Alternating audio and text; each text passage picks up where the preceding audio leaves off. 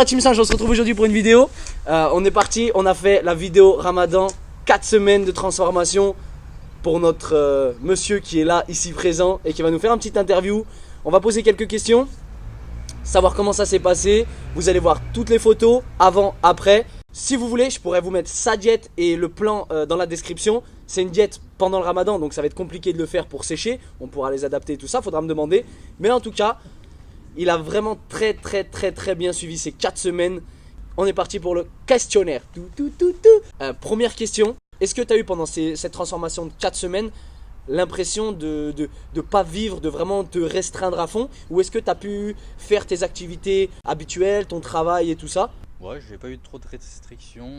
Bon, 2-3 coups de barre des fois.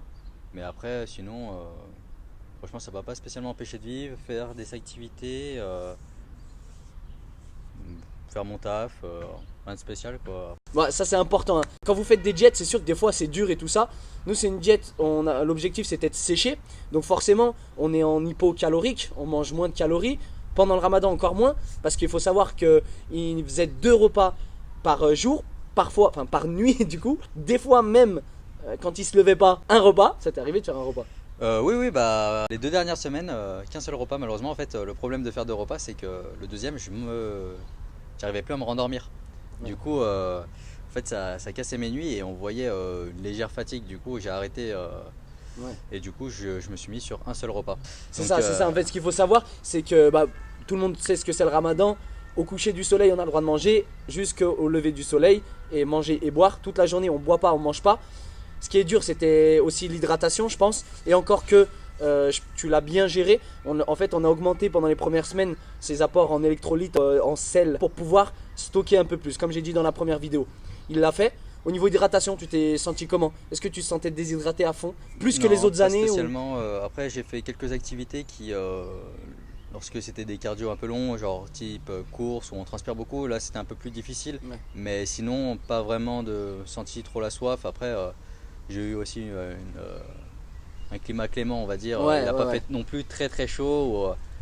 Cette année c'était. Ça a été doux. Faut savoir qu'il a fait quasi toutes les semaines à 5 entraînements semaine. Donc faut savoir qu'on était en contact tout le temps. C'est-à-dire que on se tenait au courant par message. En plus que c'était mon pote, c'est encore plus facile. Mais quand je coach quelqu'un, je le suis de A à Z. C'est le principe du coaching individuel, du coaching personnalisé. C'est le suivre de A à Z. On modifiait les séances du jour au lendemain. Donc une autre question, qu'est-ce qui a été le plus dur dans les entraînements? Je t'ai mis 5 séances semaine, je le connais. Donc je l'ai quand même tabassé. Je lui ai mis des tempos durs, des cardio durs des fois. Alors moi je suis un peu un créatif du cardio, je gère un peu plus tout ce qui est tempo. Ouais. Je pensais que justement ça allait être mon point fort et pas du tout. Pas du tout, le tempo c'est assez compliqué à gérer dans cette période parce qu'en fait on manque d'énergie, les séries sont plus longues avec le tempo. Ouais.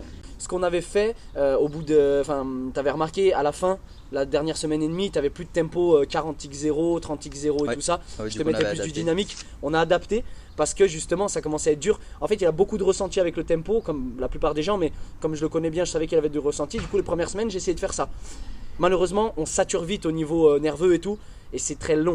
C'est-à-dire que les séances quand elles sont longues, au bout d'un moment on n'a pas d'énergie, c'est long dans la tête et tout ça, c'est compliqué. Du coup on a modifié, on a mis un peu plus de dynamique.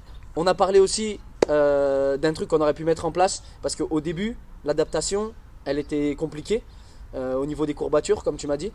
Ah oui, alors ouais. Pourtant j'ai l'habitude de faire du sport et malheureusement là suffit de changer un peu d'exercice, forcément on découvre des exos et du coup les courbatures arrivent et c'est très dur en fait à récupérer de celle-ci. Ouais. Donc comme on mange pas beaucoup, c'est notre principal... En gros, ce qu'on avait dit c'était justement, comme on n'a pas beaucoup d'apports nutritifs, les séances sont dures à récupérer musculairement. Du coup on s'était dit, par exemple si on le refait l'année prochaine, on mettrait peut-être plus, au lieu d'une séance jambes, un cardio long pour pouvoir vasculariser et tout ça, un cardio long et lent. Les courbatures, elles sont compliquées à récupérer parce qu'en plus, il faut savoir qu'il a pris 0 complément. Seulement de la nutrition basique normale. La cuisine, le feu. C'est ça, un vrai homme de Cro-Magnon. Qu'est-ce qui a été le plus dur pendant cette diète? Ce qui a été le plus dur, je pense que c'est de manger 2 fois. Ouais. Surtout au début pour pas perdre. Hein. Ouais, c'est ça, pour perdre le moins de masse musculaire. Ouais, évidemment, on était obligé de manger. Je l'ai forcé à manger 2 fois. Ce qui a été le plus dur, là, quand il dit ça, Je me trompe pas, mais c'est dur de manger 2 fois. C'est plus facile de manger 1 fois.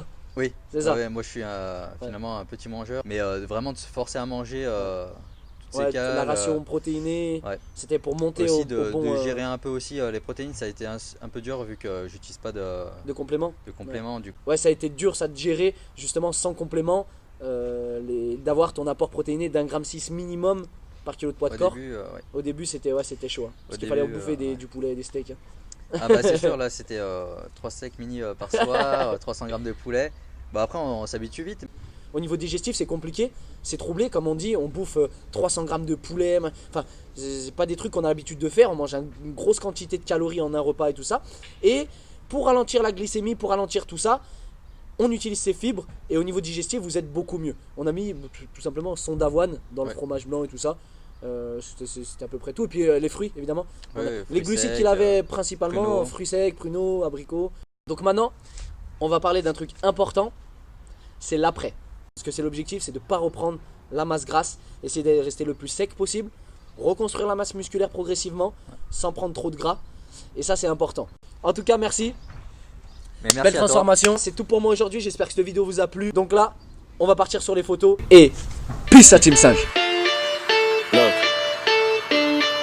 if you had one shot, or one opportunity to seize everything you ever wanted in one moment, would you capture it or just let it slip?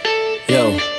His palms are sweaty, knees weak, arms are heavy. There's vomit on his sweater already. Mom's spaghetti, he's nervous, but on the surface he looks calm and ready to drop bombs. But he keeps on forgetting what he wrote down.